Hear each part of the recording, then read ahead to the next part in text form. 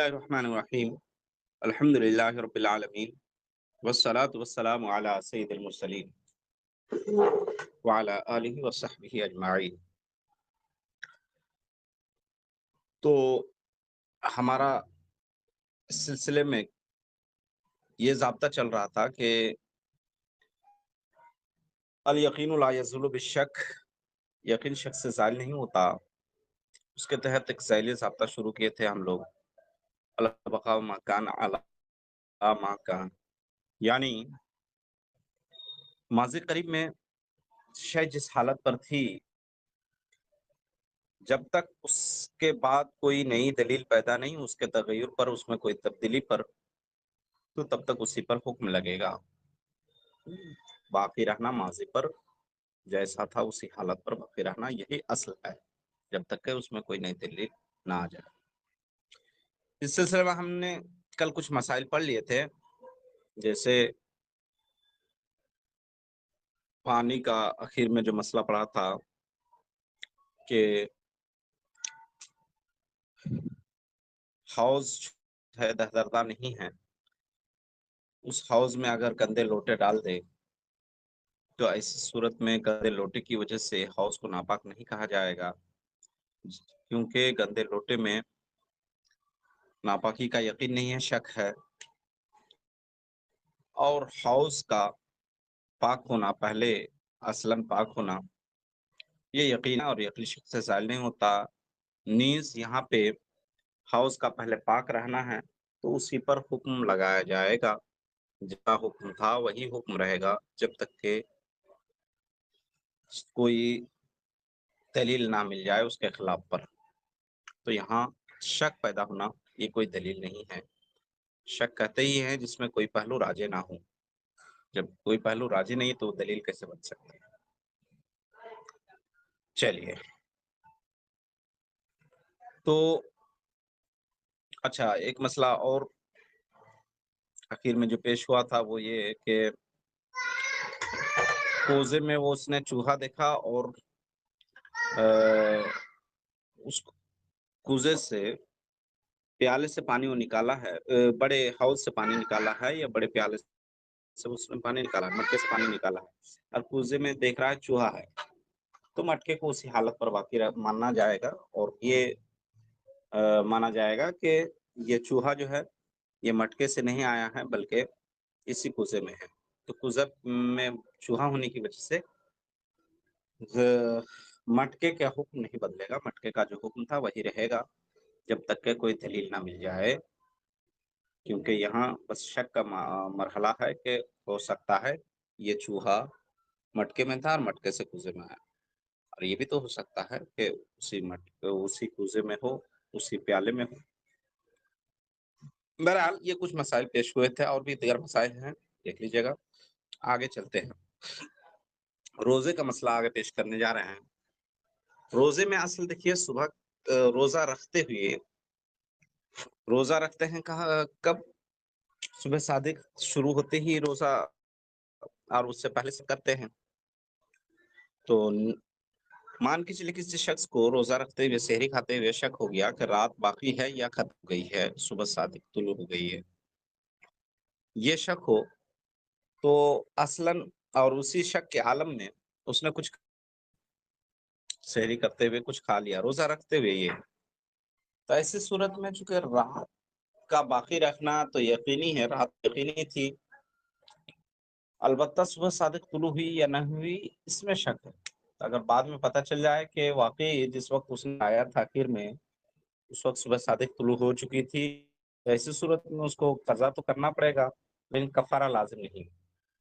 और उस सूरत में इसलिए कफ़ारा लाज़िम नहीं, और इसलिए कफ़ारा लाज़िम नहीं कि असल रात का बाकी रहना है, तो उसकी वज़ह से शक पैदा होना ये यकीनी था। बहरहाल, तो जब तक कोई दलील पैदा ना हो और अगर बाद में ये ज़ाहिर ना हो कि सुबह सादिक तुलू हो चुकी थी, जिस वक़्त उसने आखिर में खाया पिया था, तो फिर ऐसी सूरत में उसको यही हुक्म दिया जाएगा कि उसका रोज़ा सही है, फासिद नहीं हुआ। चलिए देखिए, इस सिलसिले में इबारत में देखिए ज़रा, कहते हैं یہ اخیر میں جو عبارت رہی تھی، آخری سطر دیکھیے، اکل آخر اللیل وشک فی طلوع الفجر، کسی نے رات کے آخری حصے میں سحری کی، کھایا، اور طلوع فجر کے سلسلے میں اسے شک ہوا تو صحہ صومہ، اس کا روزہ صحیح ہو جائے گا، لأن الاصل بقاء اللیل، کیونکہ اصل رات کا باقی رہنا ہے، رات ماضی قریب میں جو رات ہے اس کا اصل کیا ہے؟ باقی رہنا ہے، جب تک کہ صبح صادق کے متعلق کوئی دلیل نہ آ جائے۔ وقذا فی الوقوف، اسی طرح وقوف کے مسئلے میں، والافضل اللہ یاکل مع الشک، اور افضل یہ ہے کہ اس وقت نہ کھائے جس وقت شک ہو، یعنی شک سے بچنے کے لیے احتیاط، اور یہی زیادہ اسی میں زیادہ پرہیزگاری ہے، اس وجہ سے اس وقت نہ کھائے۔ چلے اگلا صفحہ دیکھیے، صفحہ نمبر 62۔ وعن ابی حنیفہ رحمہ اللہ انہ مسیء بالاکل مع الشک، بلکہ امام اعظم سے یہ اس مسئلے میں مروی ہے کہ شک کے ساتھ جو کھائے، صبح صادق طلوع ہو گئی یا نہیں، ایسے عالم میں جو کھائے وہ گنہگار ہے۔ اذا کانا ببصرہ علت، جبکہ اس کے آنکھ میں کچھ کمی ہو، وہ صبح صادق کو دیکھ نہ سکے، دیکھ کر پہچان نہ سکے، او کانت اللیلۃ مقمرۃ او متغیمۃ، یا رات تاریک ہو یا بادل ہو، چاندنی ہو، چاندنی رات ہو، تو ایسے صورت میں مقبرت نہیں، چاندنی ہو تو صبح صادق کی روشنی اور چاندنی دونوں میں اختلاط ہو کے شک و صبح کا سبب بن سکتا ہے، یا رات جب بادل چھایا ہوگا تو تاریکی روشنی صبح صادق کی اگرچہ پھیل گئی ہوگی لیکن بادل کی وجہ سے تاریکی ابھی تک جاری ہو، تو ایسی صورتوں میں بدرجہ اولا نہ کھائے، کیونکہ یہاں شک والا پہلو صبح صادق کا طلوع ہونا یہ زیادہ ظاہر ہوتا ہے۔ او کانا فی مکان، یا ایسی جگہ ہو کہ لا یستبین فی الفجر، جہاں فجر ظاہر نہ ہو، تو ایسی صورت میں بھی نہ کھائے شک کے ساتھ۔ وَإِنْ غَلَبَ عَلَى ظَنِّهِ طُلُوعُهُ لا یاکلو، اور اگر ظن غالب ہو جائے کہ صبح صادق طلوع ہو گئی ہے، رات باقی نہیں ہے، تو ایسی صورت میں سحری بالکل ہی نہ کھائے۔ فَإِنْ أَكَلَ فَلَمْ يَسْتَبِنْ لَهُ شَيْءٌ لَا قَضَاءَ عَلَيْهِ فِي ظَاهِرِ الرِّوَایَةِ، ظن غالب ہونے کے باوجود بھی اس نے کھا لیا اور اس پر ظاہر نہیں ہوا کچھ بھی کہ صبح صادق جس وقت کھایا تھا صبح صادق طلوع ہو گئی تھی یا نہیں، تو ایسی صورت میں اس پر قضا بھی نہیں، ظاہر روایت کے مطابق۔ وَلَوْ ظَهَرَ أَنَّهُ أَكَلَ بَعْدَهُ قَضَى وَلَا كَفَّارَةَ عَلَيْهِ، اور اگر یہ ظاہر ہو گیا کہ اس نے جو کھایا تھا نا اخیر وقت میں، تو وہ صبح صادق اس وقت صبح صادق ہو چکی تھی، فجر طلوع ہو چکی تھی، تو ایسی صورت میں قضا کرے گا لیکن کفارہ نہیں۔ کفارہ کیوں نہیں؟ دیکھیے اگرچہ یہ ظن غالب ہے لیکن اس سے پہلے والا درجہ یقین کا ہے، بہرحال رات کا ہونا تو یقین ہے، ظن غالب کو بھی فقہا یقین کے درجے میں لے لیتے ہیں، لیکن پھر بھی شک کے دائرے میں ہیں، اور یہ مغلوب ہے، اگرچہ غالب ہے لیکن اتنا غالب نہیں جتنا رات کا پہلے ہونا یہ اور غالب ہے۔ اور ضابطہ بھی ہم نے پڑھا، الاصل بقاء ما کان علی ما کان، اس کے مطابق بھی رات کا باقی رہنا یہ ثابت ہوتا جب تک کہ اس پر کوئی اس کے خلاف اس کو کاٹنے والے قوی نہ ہو جائے، تو یہاں شک یہ دلیل قوی نہیں ہے، اور ظن غالب بھی جو ہے یہ اس درجے کا نہیں۔ بہرحال ایک قسم کا شک پایا جاتا ہے، اور ایسا شک پایا جاتا ہے، ایسا شبہ پایا جاتا ہے جس کے پیچھے دلیل ہے، تو شبہ اگر قوی ہو تو ایسی صورت میں جس کے پیچھے اگرچہ دلیل اتنی قوی نہ ہو لیکن پھر بھی قوی ہو، اقوی نہ ہو لیکن کچھ ہو جس شبہ کا اعتبار کیا جا سکتا ہے، ایسے شبہ سے کفارہ زائل ہو جاتا ہے۔ کفارہ چونکہ ایک سزا ہے، سزا کے ثبوت کے لیے یقینی دلیل چاہیے، ایک ضابطہ، فقہی ضابطہ، الحدود تضرب الشبہات، یا الحدود تضرب الشبہات، حدیث پاک سے ماخوذ ہے یہ، یا حدیث کا ٹکڑا ہی ہے، یعنی شبہات اور شکوک کی بنیاد پر کفارے ٹل جاتے ہیں. تو یہاں اگرچہ ظن غالب ہے لیکن ایک قسم کا شبہ ضرور ہے کہ رات ہو سکتا ہے رات باقی ہو ابھی اور اسی سوچ کی بنیاد پر اس نے کھایا ہے. تو اس شبہ کی بنیاد پر کفارہ لازم نہیں ہوگا. اگرچہ ظن غالب کے باوجود کھا لیا تو گنہگار ہوگا. برابر بات ہو گئی. آگے چلتے ہیں. یہ ایک مسئلہ ہو گیا روزہ رکھنے سے متعلق، سحری کھانے سے متعلق، اور ہم نے اس مسئلے کی روشنی میں اپنا ضابطہ بھی دیکھ لیا، الاصل بقاء ما کان علی ما کان کو. اگلا مسئلہ روزے ہی سے متعلق، لیکن روزہ رکھنے سے متعلق نہیں بلکہ روزہ افطاری کرنے سے متعلق ہے. وہاں دیکھیے یہاں روزہ رکھنے میں رات کا باقی رہنا اصل ہے کیونکہ رات ماضی قریب میں ہے، اور روزہ کھولنے میں دن کا باقی رہنا اصل ہے. دن کا باقی رہنا یہ اصل ہے، اور دن کا ختم ہونا یہ مشکوک اور مظنون. تو اس سلسلے میں فرما رہے ہیں کہ ولو شک فی الغروب لم یاکل، غروب کے سلسلے میں شک ہو تو کھائے نہیں، کیونکہ دن کا باقی رہنا یقینی ہے، اور جب تک غروب کی دلیل نہ مل جائے تب تک نہ کھائے، کہ پہلی دلیل کو کاٹنے کے لیے دلیل کبھی چاہیے. لأن الاصل بقاء النہار، کیونکہ اصل اس سلسلے میں کیا ہے، غروب میں دن کا باقی رہنا ہے.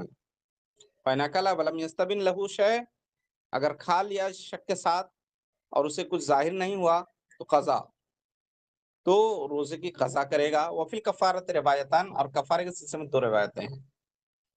البتہ صحیح نیچے بیان کیا حاشیے میں کہ بدائے میں یہ ہے کہ صحیح قول تو یہی ہے کہ کفارہ واجب نہیں، کیونکہ یہاں بھی دیکھیے ایک قسم کا شک ہے نا. تو کفارے کا واجب نہ ہونا یہ اس وجہ سے نہیں کہ یہاں یقین تھا رات کے ہونے کا، بلکہ اس وجہ سے ہے کہ ایک قسم کا شبہ تھا، اور شبہ کی بنیاد پر حدیث ثابت ہو جاتی ہیں. اس وجہ سے اس صورت میں بھی کفارہ نہیں لازم ہوگا. وتمامہ فی شرح من الصوم، اور اس کی پوری تفصیل شرح کنز الدقائق یعنی علامہ ابن نجیم کی بحر الرائق میں ہے، روزے کی بحث میں ہے نا. چلیے یہاں تک بات روزے سے متعلق ہو گئی، اس کے ضمن میں ہم نے ضابطہ دیکھ لیا. آپ سبھی کو آواز پہنچ رہی ہے نا میری؟ ہاں آپ لوگ جی حضور آ رہی ہے. جی جی جی جی ماشاء اللہ. چلیے آپ لوگ جاگ رہے ہیں. چلیے اگلا مسئلہ دیکھتے ہیں. ایک مسئلہ ہے عورت طلاق کے عورت کے لیے شوہر پر نفقہ سکنا لازم ہے اور کسوہ بھی لازم ہے زوجیت میں رہتے ہوئے.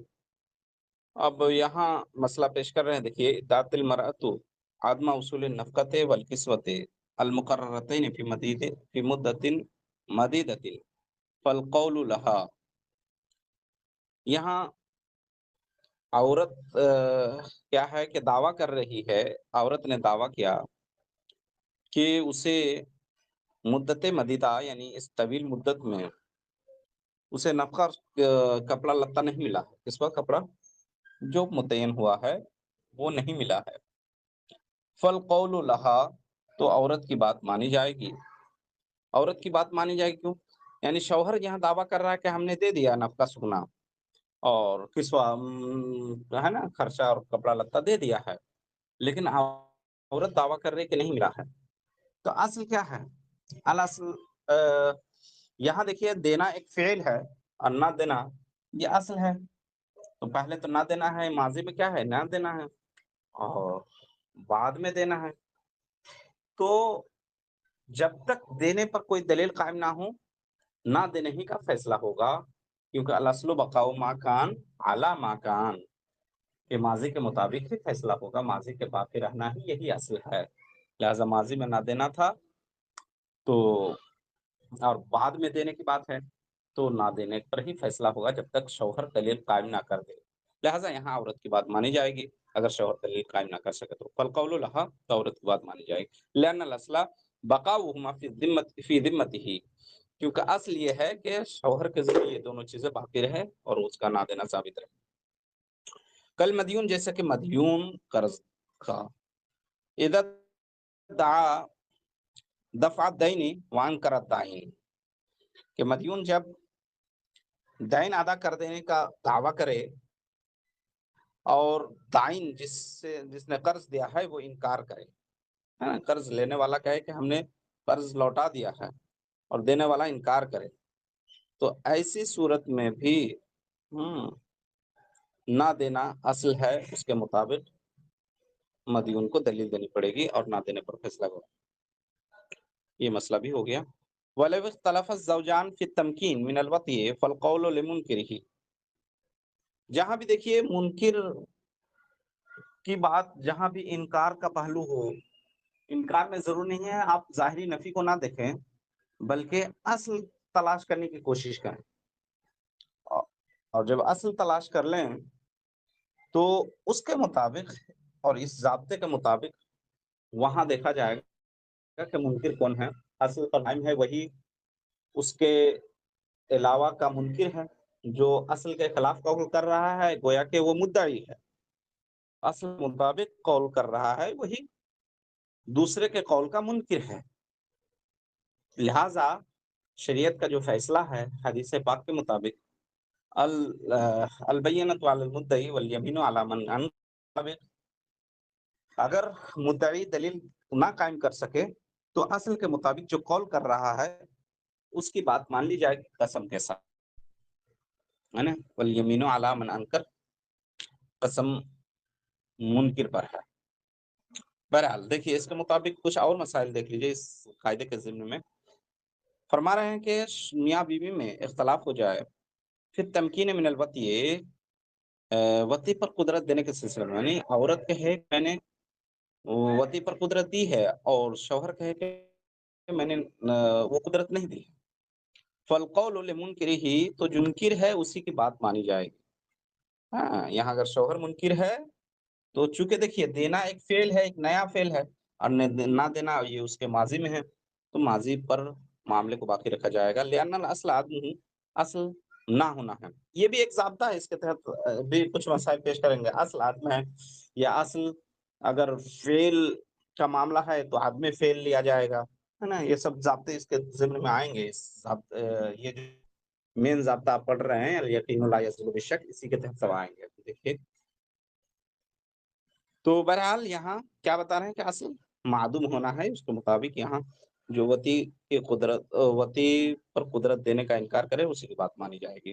وَلَوِ اخْتَلَفَ فِي الثُّبُوتِ وَالرَّدِّ، ایک مسئلہ ہے کہ شوہر میاں بیوی میں نکاح ایسی حالت میں ہوا ہے کہ وہ دونوں نابالغ تھے، یا باندی کا نکاح یا غلام کا نکاح، باندی کا نکاح ایسی حالت میں کر دیا کہ غلامی کی حالت میں کر دیا، پھر آزاد ہوا. تو آزاد کو نابالغی کی حالت میں جو نکاح کر دیا جاتا ہے، بالغ ہونے کے بعد اسے خیار فسخ حاصل ہوتا ہے. نکاح کو فسخ کرنے کا خیار بلوغ حاصل ہوتا ہے کہ دونوں نکاح کو فسخ کر سکتے ہیں.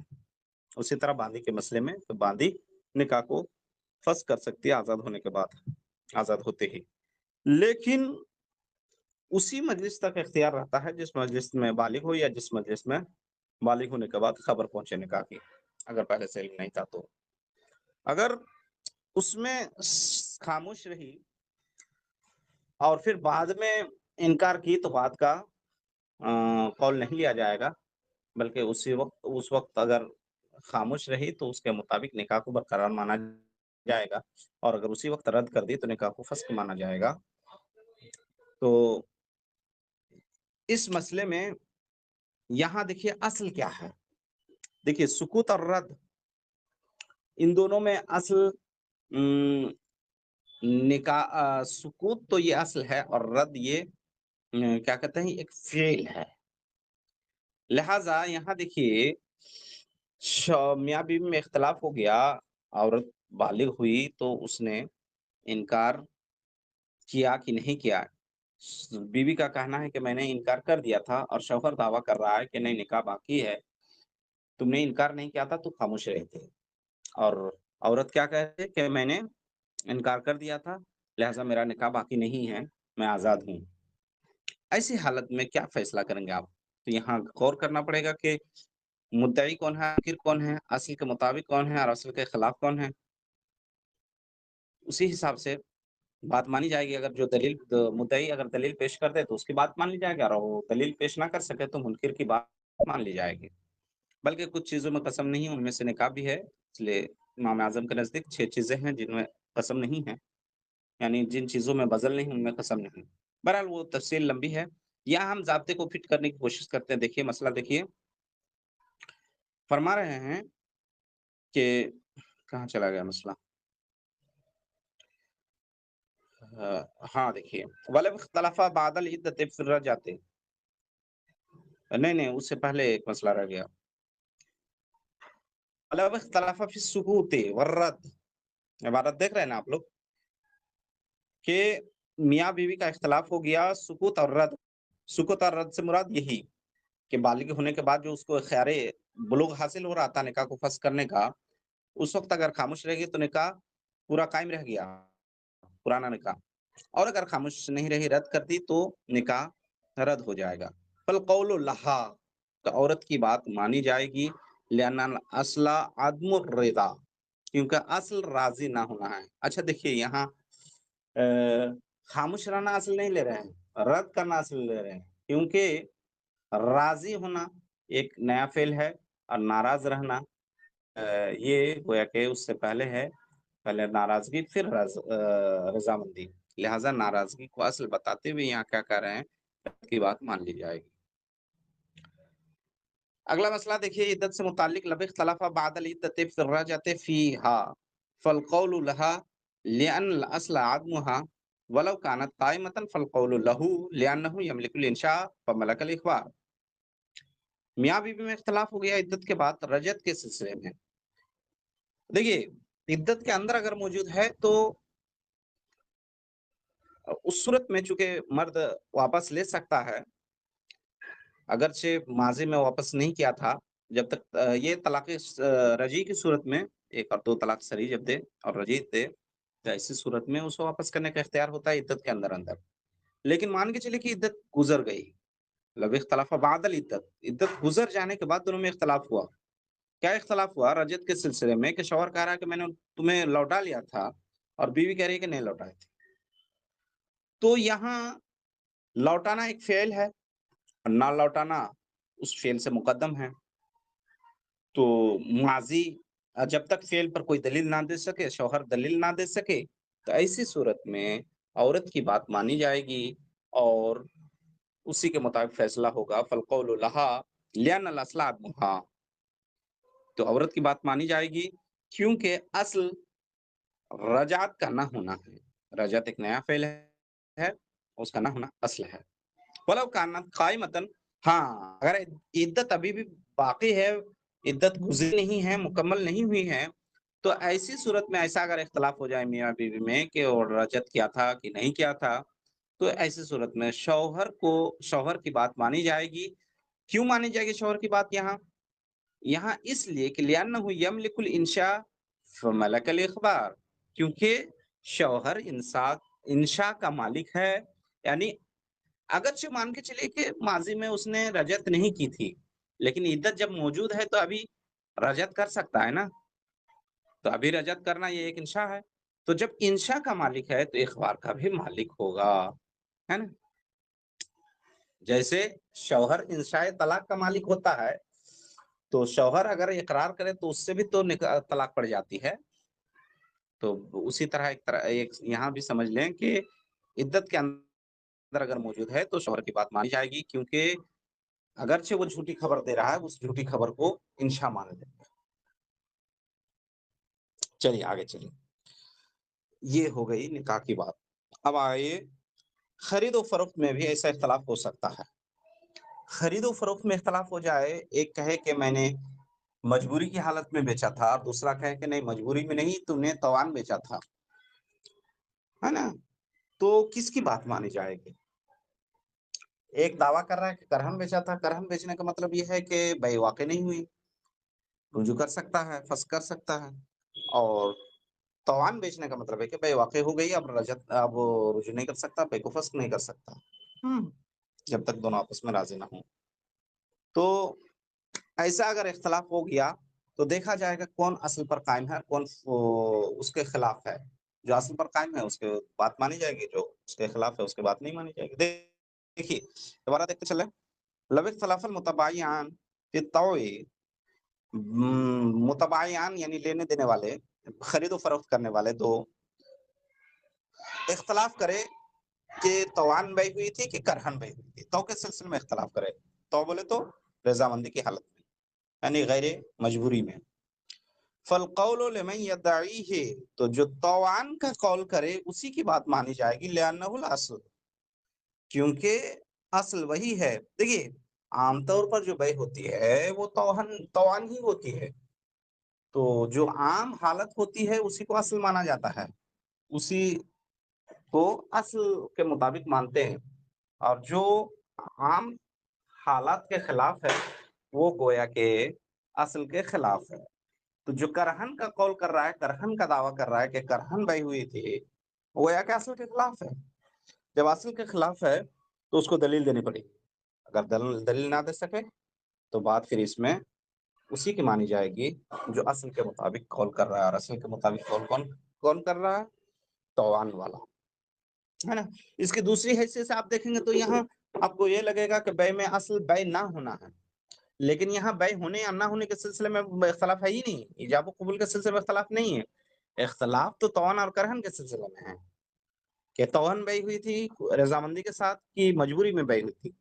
तो असल क्या है, आमतौर पर जो हालतें होती है खरीदो फरोख्त की वो रजामंदी की हालत होती है, लिहाजा उसी को असल माना जाएगा और करहन को उसके खिलाफ माना जाएगा। तो इबारत देख लीजिए, तर्जुमा कर लीजिए कि लब इख्तलाफ अल मुतबायान फी तौई, दो खरीदो फरोख्त करने वाले तो के सिलसिले में इख्तलाफ करें, तो बोले तो रजामंदी गैर मजबूरी में।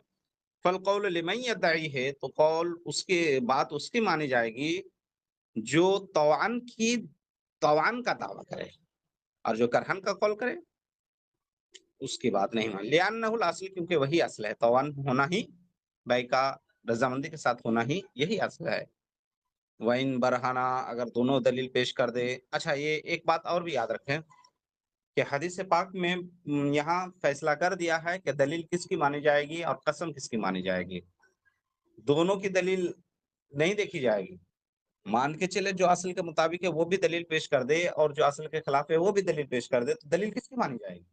दलील उसी की मानी जाएगी जो असल के खिलाफ करे, यानी जो मुद्दई हो। मुनकिर की दलील नहीं मानी जाएगी। मुनकिर के हिस्से में हुजूर ने बांट दिया है कि उसको कसम खानी है, लिहाजा अगर दोनों दलील पेश कर दे यहाँ इस मसले में, यानी तवान वाला भी दलील पेश कर दे और वो क्या है कि करहन वाले भी दलील पेश कर दे, तो ऐसी सूरत में किसकी दलील मानी जाएगी? तो बात क्लियर है यहाँ पे कि मुद्दई है करहन का दावा करने वाला, तो उसी की बात उसी की दलील मानी जाएगी। लिहाजा अगर करहन का दावा करने वाला दलील पेश कर दे तो उसके मुताबिक फैसला हो जाएगा। इबारत में भी देखिए उसी बात को, वाइन बरहना, अगर दोनों दलील पेश कर दे तो दलील किसकी मानी जाएगी? मुद्दई की। फबय्यन तो मन यदई लिकरा, तो उसकी दलील मानी जाएगी।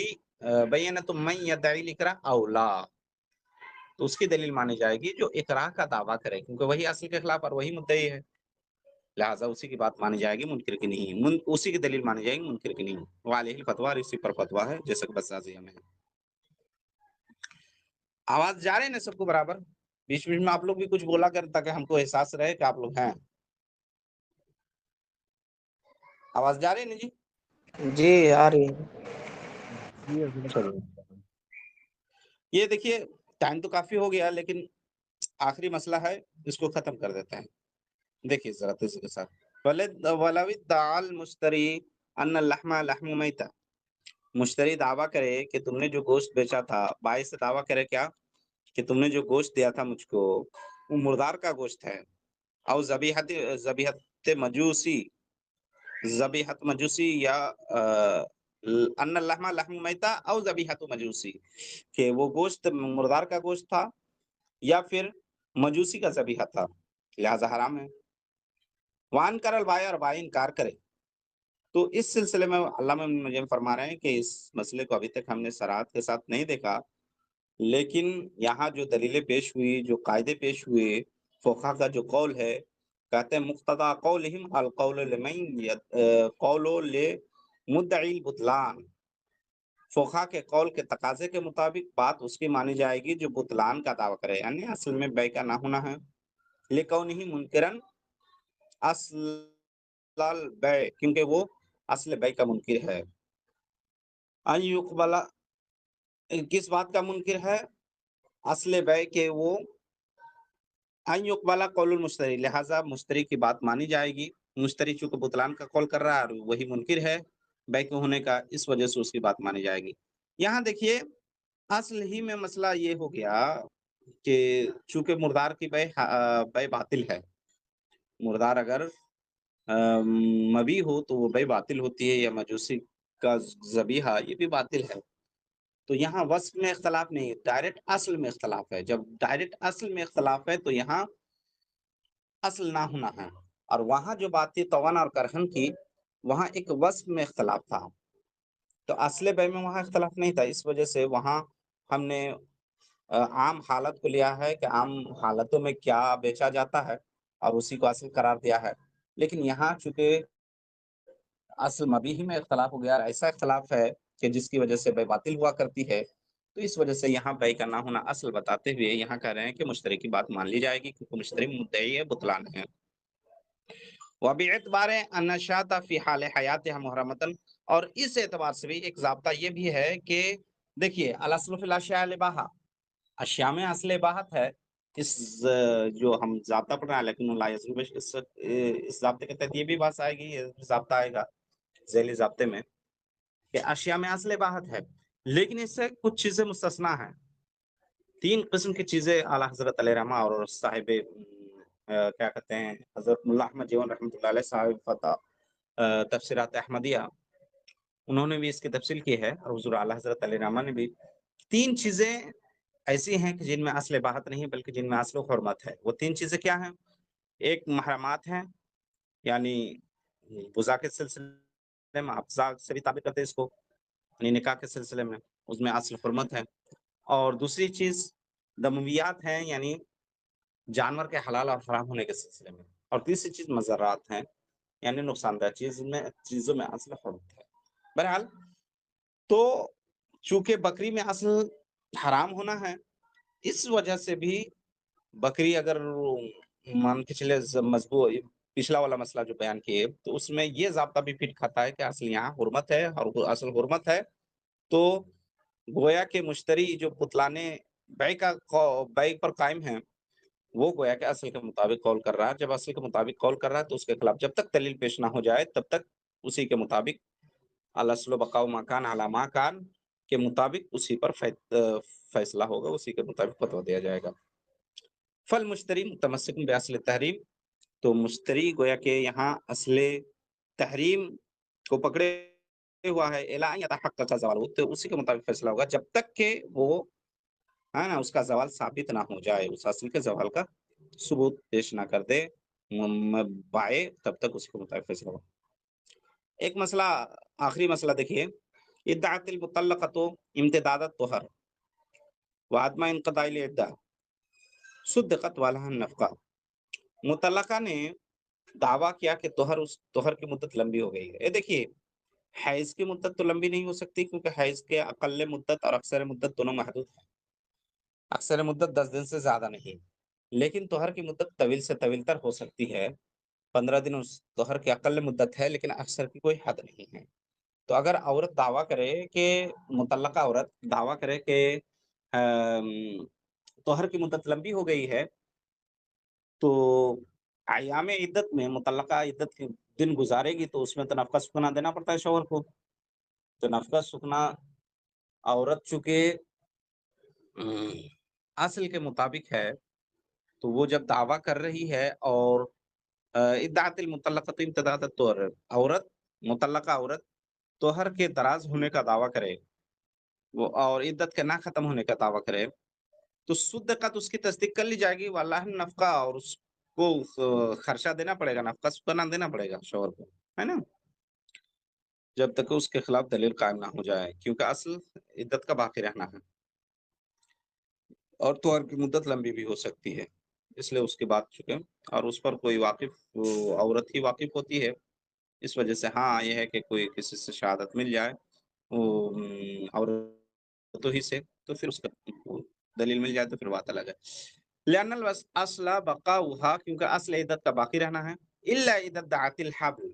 हाँ, देखिए, आम औरतों के लिए, गैर आयसा और गैर सगीरा के लिए, हाइज़ा के लिए ये हुक्म था कि हैज़ में तोहर की मुद्दत लंबी हो सकती है। लेकिन मान के चलो कि औरत जो इद्दत गुज़ार रही थी, वो हालत हमल में थी, तो हामिला औरत की इद्दत तो वज़े हमल है। अब वो अगर दावा करे कि मुद्दत लंबी हो गई है और दराज़ से दराज़ तर बताए, तो उसकी बात नहीं मानी जाएगी, क्योंकि हमल की अक़ल्ल मुद्दत जिस तरह वज़े हमल वज़े हमल की अक्सर मुद्दत महदूद है। अक्सर मुद्दत हमारे फ़ुक़हा के नज़दीक 2 साल है। तो 2 साल से तवील हो जाए तो उसकी बात थोड़ी मानी जाएगी, नहीं मानी जाएगी। इद्दत के तराज़ होने तक तो 2 साल के अंदर ही लिमिट है। तो कह रहे हैं कि इल्ला इद्दत दातिल हब्ल, जब हामिला औरत दावा करे, ऐसा दावा करे कि इद्दत लंबी हो गई, मुद्दत दराज़ हो गई, तो वो कह रहे हैं फ़इन्न लहा नफ़क़ा इला सनतैन, उसको 2 साल तक नफ़क़ा मिलेगा, क्योंकि 2 साल तक इम्कान है। फ़इन मदत, अगर 2 साल गुज़र जाए, सुम्मा तबय्यना, फिर ज़ाहिर हो जाए कि अल्लाह हब्ला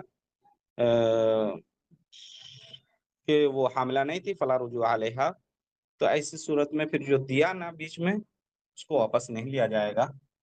कुरान पाक की आयत करीमा की वजह से कि जो दे उसमें से ना ले, ला ताख़ुज़ू मिम्मा आतैतुमूहुन्ना शैआ। बहरहाल, इसी तरह फ़तहुल क़दीर में है। वसल्लल्लाहु तआला अला खैरि ख़ल्क़िही व सल्लल्लाहु तआला अलैहि वसल्लम। बहरहाल, हमारा ये आखिरी ये ज़ाब्ता अल यक़ीनु ला यज़ूल बिशक के तहत अल अस्लु बक़ाउ मा कान अला मा कान, यहाँ तक खत्म हुआ।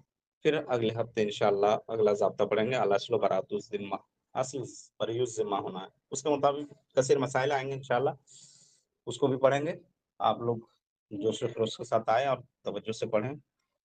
बहुत मुफ़ीद किताब है, आप लोग इस किताब में तवज्जो रखें।